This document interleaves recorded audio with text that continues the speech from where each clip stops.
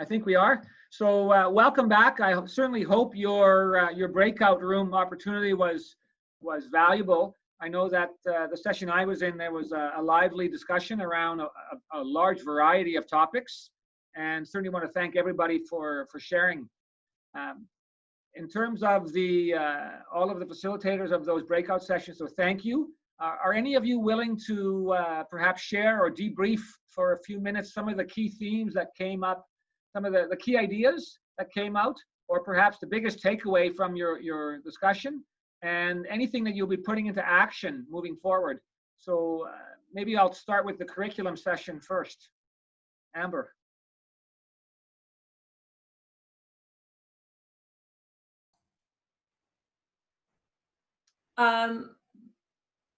I'm just processing. We jumped all over the place, from sharing book titles to how to address racism in this political climate, to acknowledging that reality as we come back in the fall. I think the biggest thing is that we took some solace in the fact that we're all facing the same obstacles, that we really want to focus on the positive, on our educators' strong professional capacity to respond, and also acknowledging their teachers' achievements during COVID teaching, and the fact that there are things we want to hold on to. There are actually some effective practices that bubble to the surface that we want to embrace and operationalize moving forward, so that there's good that has come of this in the area of teaching and learning, which is all of our area of highest expertise, and the message that we've got this. And I think that's an important message, that notion that this is really our area of expertise, and that when it comes to curriculum and assessment in particular, we're very well versed with the professionals we have, and that we'll certainly make sure that we address the needs of students as we move forward. Let's move to operation and logistics. So Scott, Mark, or Sean, anything in particular you'd like to debrief the larger group on? Thanks, Wilco. It's Shauna Boyce here.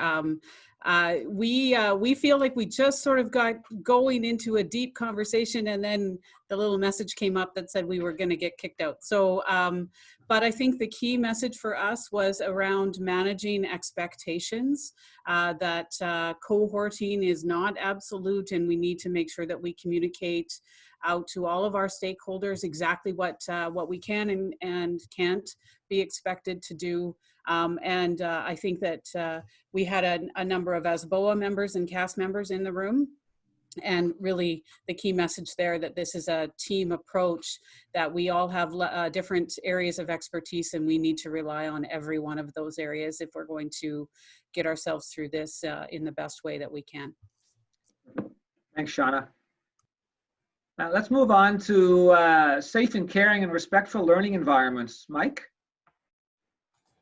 Yeah, well, I think the highlights, in order to empathize with someone's experience, you got to be willing to believe them and see that they're telling you their belief rather than making up or imagining they're experiencing for them.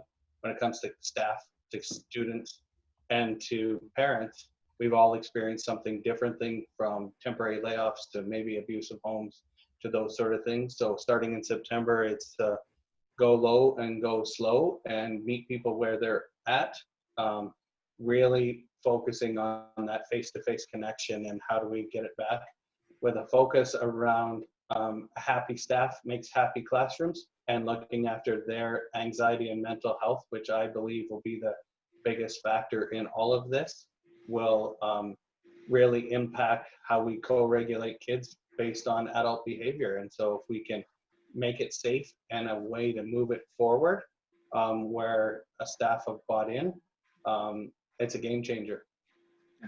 No, absolutely, Mike. And certainly I think when you look at the superintendent leadership quality standard, the first competency is all about effective relationships. And certainly when you're dealing with a trauma, or you're dealing with re-entry related to COVID, relationships will be everything, right? Yeah, buffers the stress. It's the reason why we exist, and without it, strong with the local, strong with the parents, strong with the kids, you won't move forward. And so everyone, if you truly believe everyone's doing the best they know how, free of judgment, you're in a position to help. Exactly, and that's the important piece. Even those individuals and those parents who are nervous, you may feel, as an example, that you've got all these protocols in place and that there is no danger.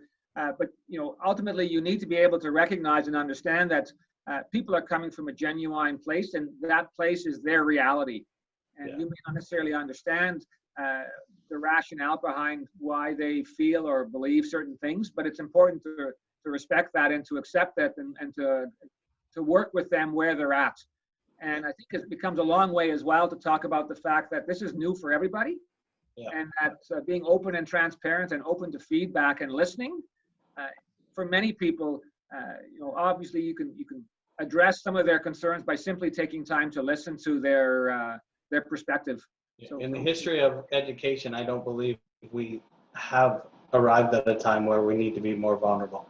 Yeah, absolutely, Mike. So I certainly appreciate that piece around the safe and caring component. Under the chief superintendent piece, we did talk about a large number of items, everything from cohorting to international travel to work refusals to closed campuses. I mean, the list went on, athletics.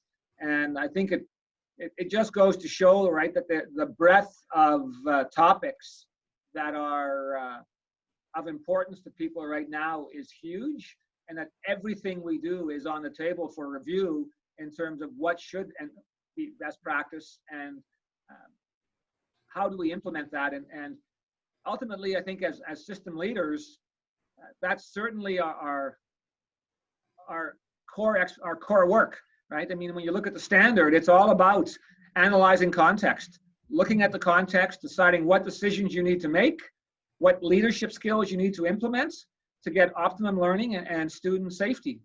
And that ultimately is what every one of you is doing as you are engaged in dialogues today during our session, and as you've been engaged in dialogue for the last months. And we know that will continue to occur as we move forward. At this time, I think many of you are approaching the end of your school days. In other words, your schools are closing for the summer. We know that doesn't mean you're closing your work. The vast majority of you, if not all of you, continue to work into the evening, weekends, and over the summer. And we certainly hope that you're able to find some rest and relaxation during the weeks ahead.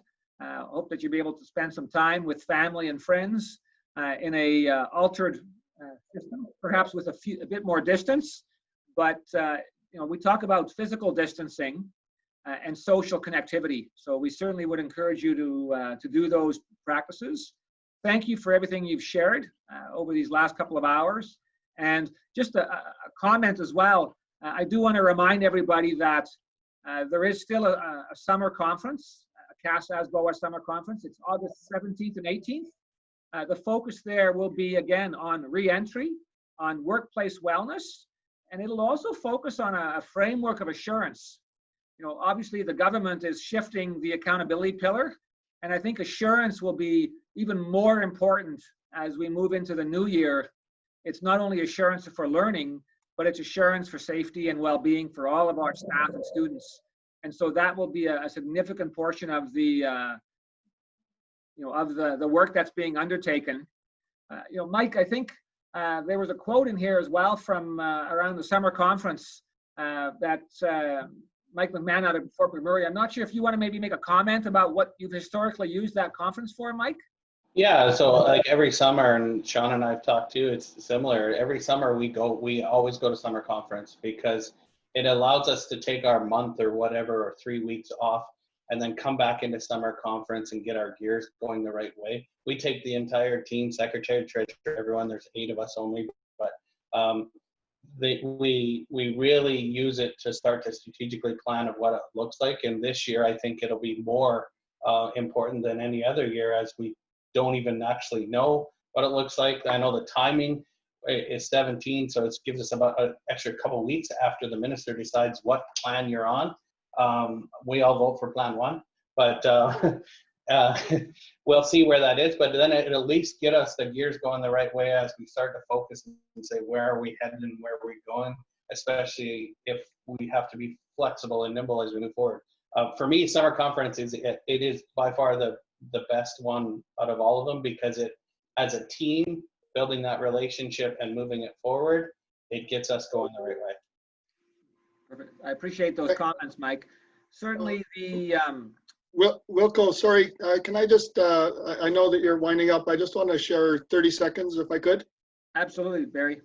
Just two points for those who weren't in the chief superintendents. I want to emphasize it was raised, the meeting tomorrow about the potential for quarter semester. It's not something that's being recommended. The meeting was organized because some people wanted to talk to their colleagues, and so ultimately school divisions will make choices after the gathering of information.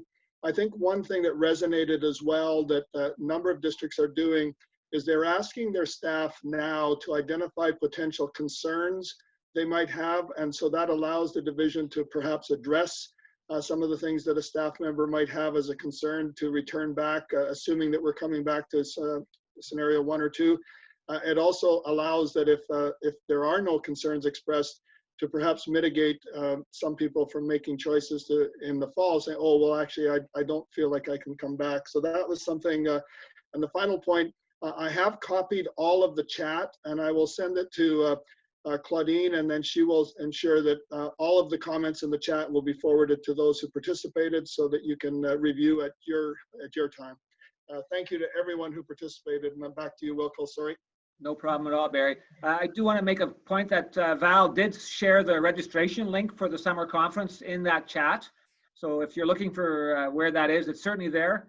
It's on our website as well. And just in closing, I want to just highlight the fact that for us to move forward successfully, it'll take a village to do that, right? It'll take everybody, students, staff, and parents, and that ensuring the safety of our children and our staff and our communities is a social responsibility for all members of our community. And I want to just thank each and every one of you for the significant part you've played in that and continue to play in that. So thank you very much. And we hope you enjoyed the opportunity to learn with and from your peers. So take care, everybody.